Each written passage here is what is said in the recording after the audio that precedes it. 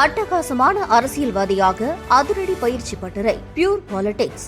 அடுத்த வகுப்புகள் விரைவில் ஆரம்பம். தொடர்புக்கு 7388242442. டாஸ்மாக் முறைகேடு வழக்கில் முன்னாள் அமைச்சர் செந்தில் பாலாஜி உட்பட 7 பேர் மீது வழக்கு பதிவு செய்யப்பட்டுள்ளது. முன்னாள் டாஸ்மாக் நிர்வாக இயக்குநர் விசாகன் உட்பட 7 பேர் மீது லஞ்ச ஒழிப்பு போலீசார் வழக்கு பதிவு செய்துள்ளனர். டாஸ்மாக் முன்னாள் மண்டல மேலாளர்கள் ராமதுரை முருகன், பன்னீர்செல்வம் ஆகியோர் மீதும் வழக்கு பதிவு செய்யப்பட்டுள்ளது.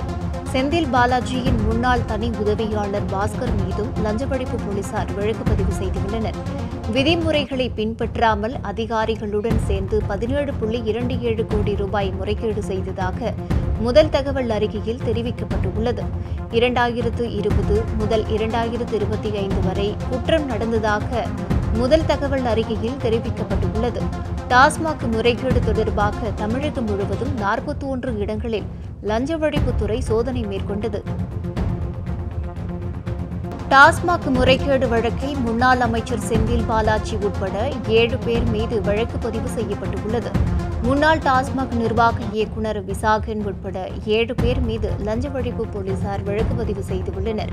டாஸ்மாக் முன்னாள் மண்டல மேலாளர்கள் ராமதுரை முருகன், பன்னீர்செல்வம் ஆகியோர் மீதும் வழக்கு பதிவு செய்யப்பட்டுள்ளது. செந்தில் பாலாஜியின் முன்னாள் தனி உதவியாளர் பாஸ்கர் மீதும் லஞ்ச ஒழிப்பு போலீசார் வழக்கு பதிவு செய்துள்ளனர்.